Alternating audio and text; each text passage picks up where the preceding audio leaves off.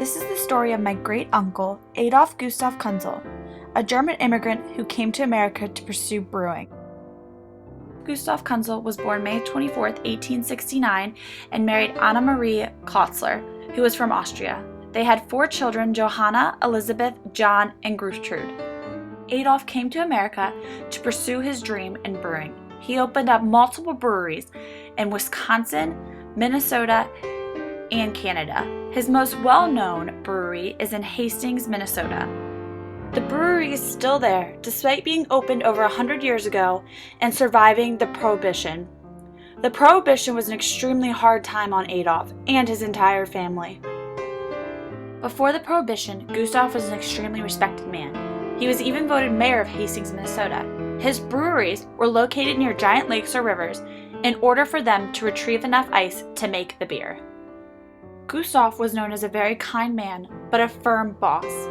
Sometimes when the workers dropped their tools into the freezing river, he would force them to jump in and retrieve them. Despite coming to America with $100,000, the Prohibition forced Gustav to move to Canada in order to continue pursuing his dream as a brewer. This forced his family to stay in Minnesota and look after the home and the brewery. They were forced to find other ways to make money, including selling milk and bread. In an interview with his daughter Elizabeth, she talks about how proud she was of her father, not because of his financial status, but because of what a good person he was. He came to America to avoid persecution and follow his dream, which he didn't give up at all costs.